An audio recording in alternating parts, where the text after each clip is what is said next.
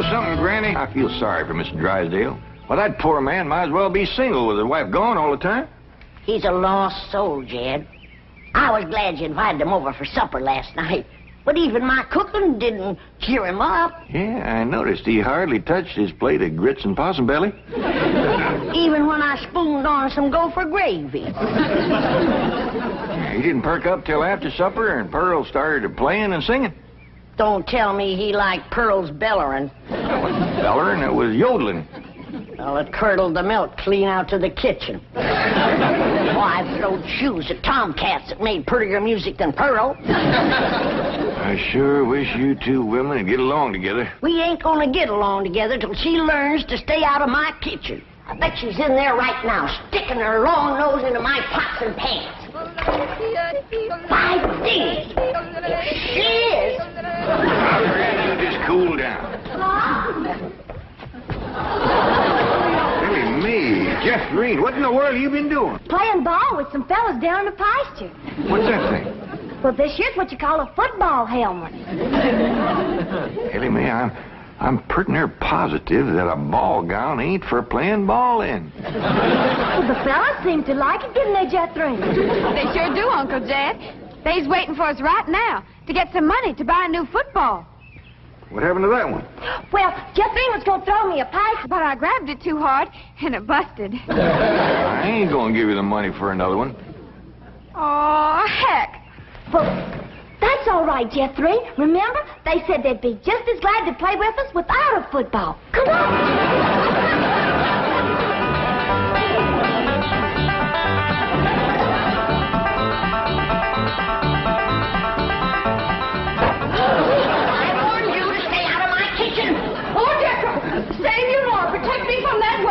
Hold her, Jethro, so I can tackle her. Granny, a thing like that could smart.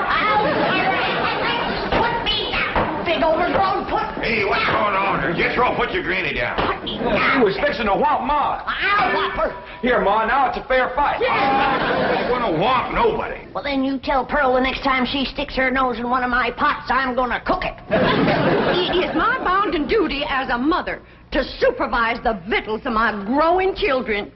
Don't tell me they is still growing. The Clampett side of the family has always been big, strong, strapping folks.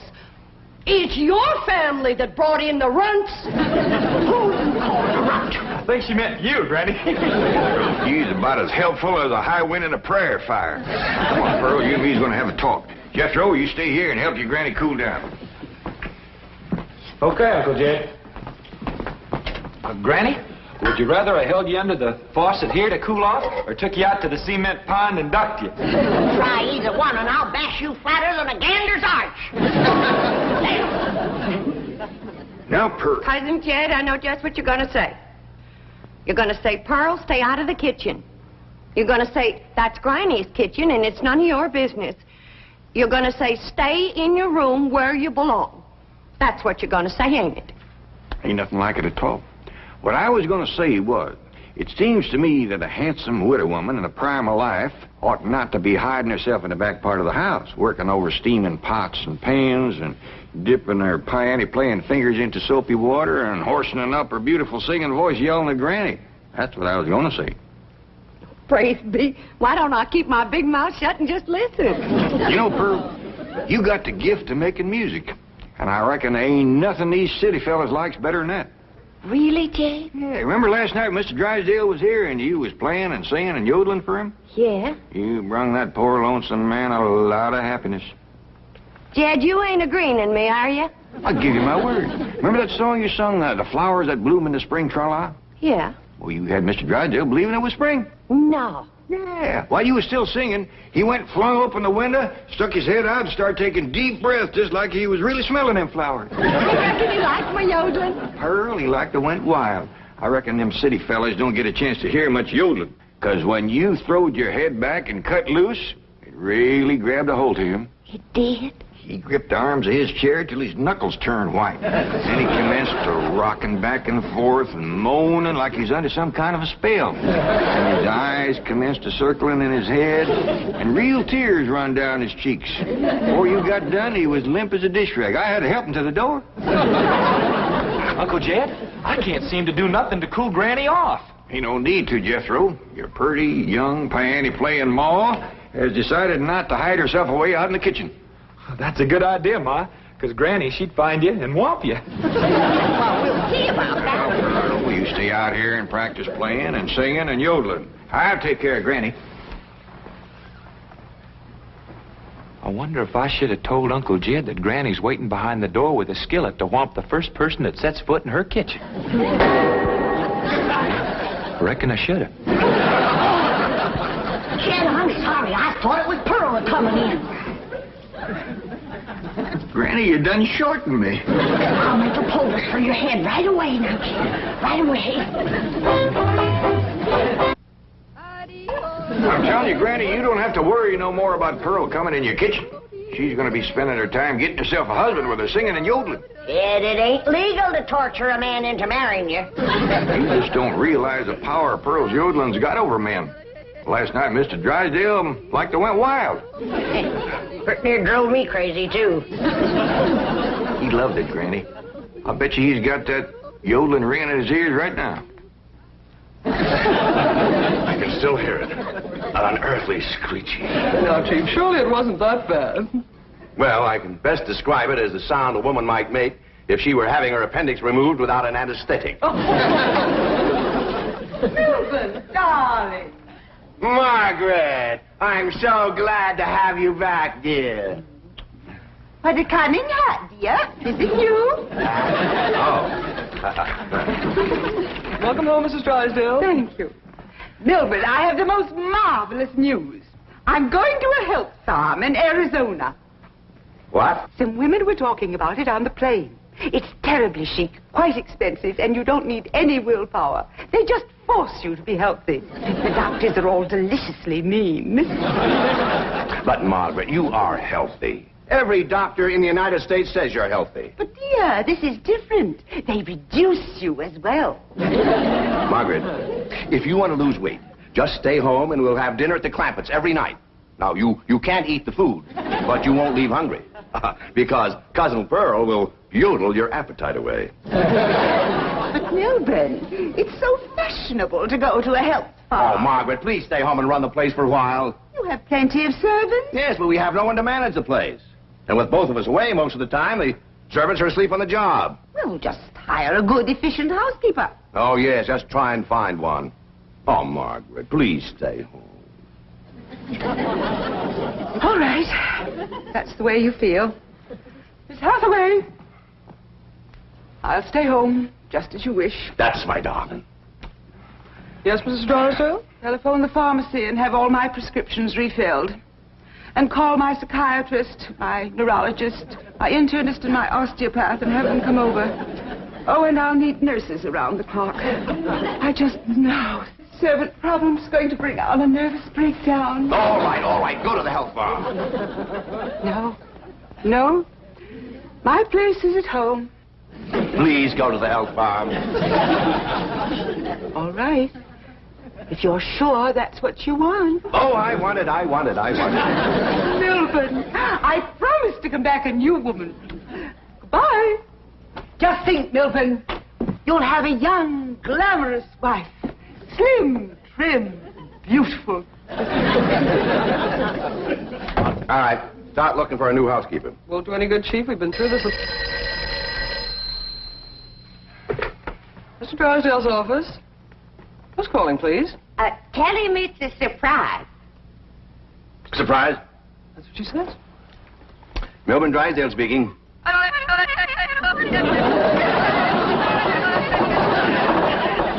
What in the world is that?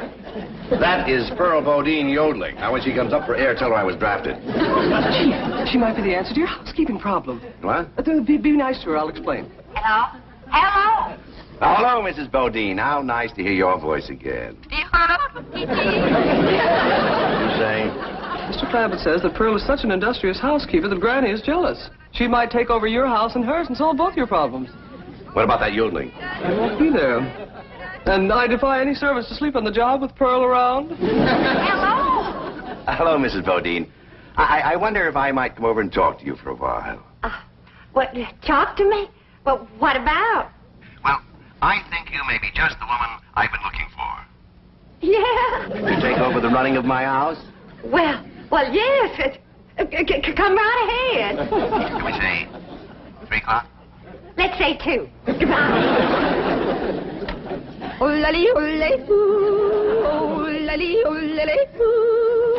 Will you stop that infernal caterwauling of yours? It might be infernal caterwauling to you, but it's pure catnip to me.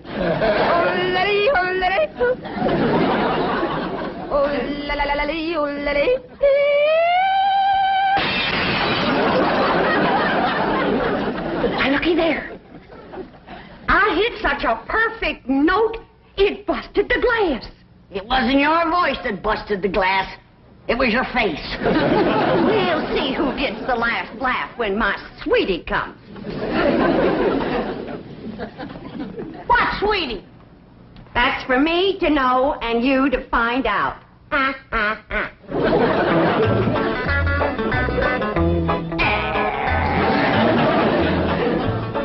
Sure is nice of you to share your soap with Miss Drysdale. Well, with my lye soap, she'll be happy to stay home and do her housework. Granny, most powerful batch of soap that you ever made. Just a breeze blowing it back on me on the way over here has got me crying. I make a big soap to do a big job.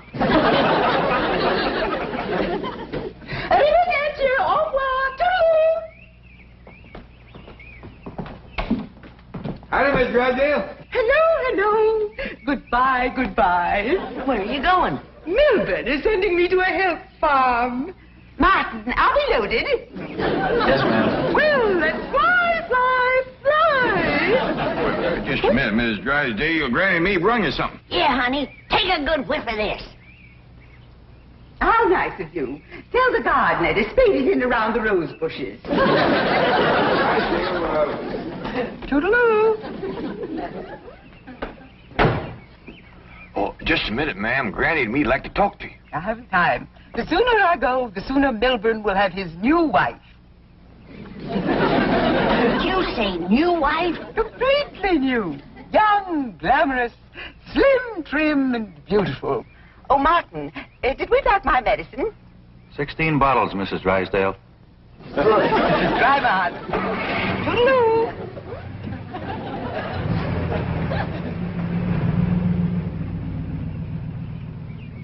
How could a woman be so cheerful about her husband getting a younger wife? You heard her. She's loaded. Yeah, both of them sued to the gills. Who do you reckon is the woman that busted them up? Hard to tell, Granny. There's so many young, beautiful women out here. Yeah, probably one of them glamorous movie stars.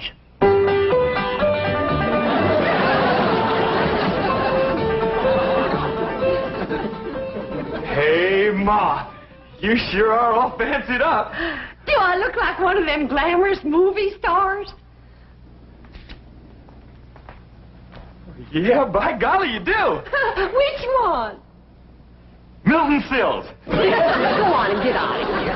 Now, listen. You find your sister Jethro and your cousin Elly May and tell them to start practicing to be bridesmaids for my wedding. Are you getting married, Ma? Well, it ain't official yet, but I sure got him anxious. Keep going.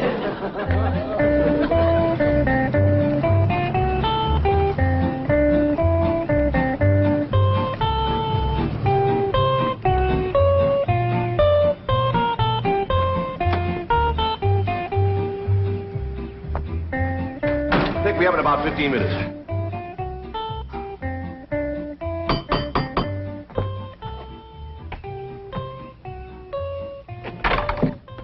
Oh, Mrs. Bodine. Why, Mr. Drysdale, you are anxious.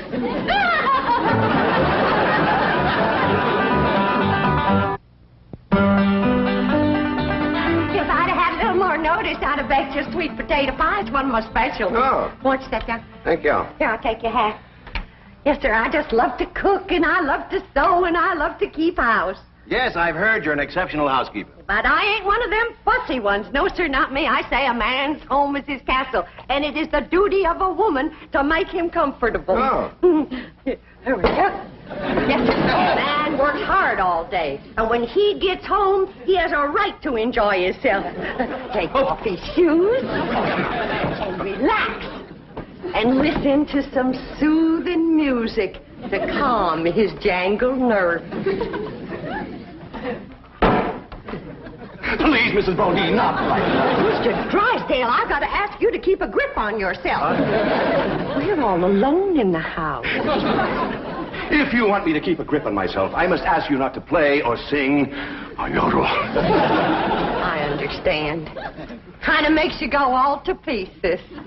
Yes, it does. Well, come on back, and you sit down. Why, Mr. Drysdale, you're perspiring. Why, you got to get relaxed. Oh, please. A man can't say what's on his mind unless he's resting easy. Land's sakes. And with that tie and collar choking you, it's a wonder you can talk at all. Oh, Mrs. Bodine, I'll be all right. Really, I will. Mr. Drysdale, you got a hole in your stocking. It's nothing to be ashamed of. When a man ain't got a woman around to care for him, them things is bound to happen.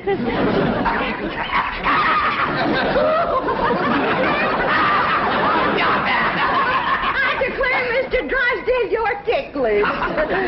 Now, look, I'm going to let you sit easy, and I'm going to darn that up before you know it. Oh, Mrs. Bodine, no, really, I can manage. No, I ain't taking orders yet. No, please, give me back my sock.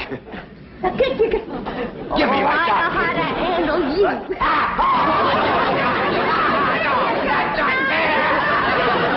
Uncle Jed, Granny, Ma's gonna get married. What? Oh, too. Well, she wouldn't tell me, but she was expecting him any minute. I reckon he's inside right now. Let's go in and see who it is. No,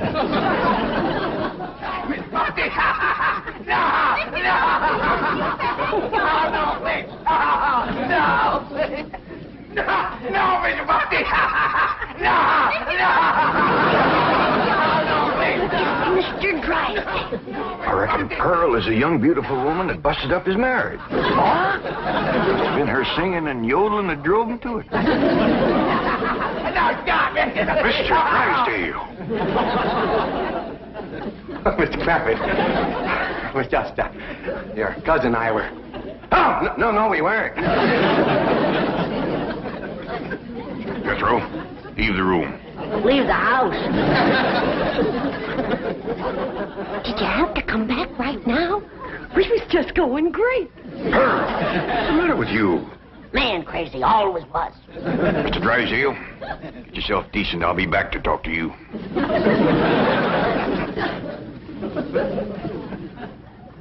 Shame on you! You too, Pearl, you homewrecker. I didn't know what you're talking about. You told me that Mr. Drysdale was crazy about my yodeling, so I called him at the bank, and I yodeled, and he come a-running over here to see me. You done yodeled your way twixt Mr. Drysdale and his wife? Wife, I didn't know he had a wife. Well, he has. The sweetest, kindest, nicest, drunkenest woman you ever saw. You done sent her to the farm. Put her out to pasture so he can marry you. You seen her leave? Oh, she knows about you, Pearl. Said her husband was going to get a new wife. Young, glamorous, slim, beautiful. Jed, that can't be Pearl. You're forgetting what a powerful spell her voice throws on a man. Now, Pearl, I'm going back in there and try to talk some sense to Mr. Drysdale. Whatever you do, don't yodel.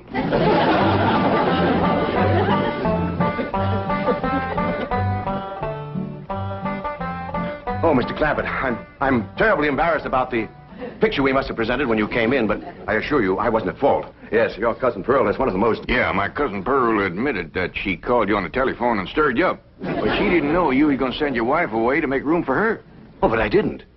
In the first place, my wife is never home. Second place, if she does come home, there's still plenty of room for both of them. Mr. Drysdale, I hear tell that you folks out here behaves mighty different than we's used to. I know you're carrying a heavy load on account of your wife. But I just can't let my cousin Pearl get mixed up in any kind of goings-on like that. Well, then, if I can't have Pearl, can I have Granny?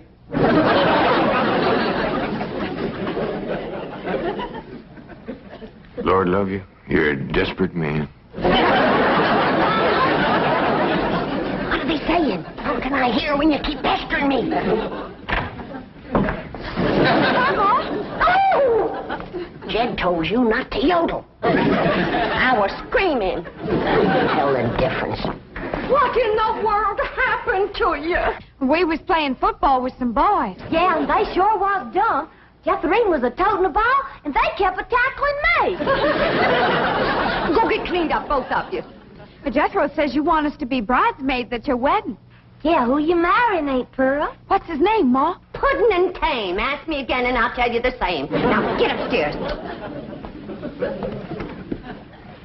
That's a funny name, Puddin' and Tame. Oh, Ma don't care. She once said she'd marry Humpty Dumpty. Well, I like Jethro and Tame better than Jethro and Dumpty. That poor man in there is so sick of his drinking wife, he is wanting to marry either one of you two. Last one in is an old maid. He's trying to save the marriage, not bust it up, and I think I got an idea that'll do it. Now, I want you two to wait in the kitchen, and when I bring Mr. Drysdale in, I want the two of you. Yes, sir, Mr. Drysdale. Well, both them fine, hard-working, good-cooking, housekeeping women is in the kitchen there. All you have to do is go in there and take your pick. Oh, this is marvelous of you. Nobody knows. Oh, no. And they took the pledge.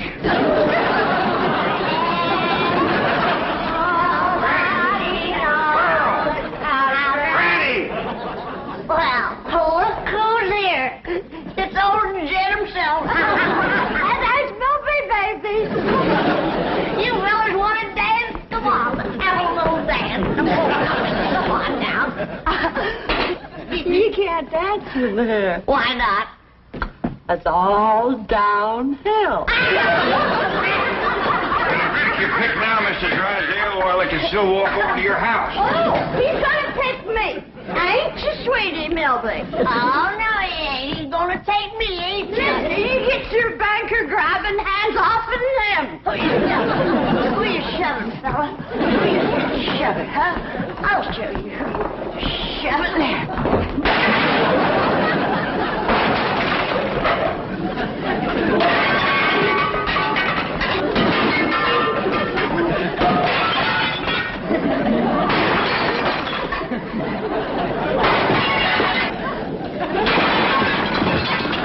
How about taking both of them, Mr. Drysdale? No, thanks. You done it, girl. Bless you both. Pearl, you were just great. So was you, Granny, darling. Together, you saved that man's home and you saved his marriage. Now, don't it give you a good feeling? Yeah. Well, I'm kind of winded. I think I'll go upstairs and rest. Call me when lunch is ready, Granny. Oh, now, just a minute, Pearl, honey. We got a lot of mess to clean up here. Granny, darling, you give me strict orders to stay out of your kitchen. Remember?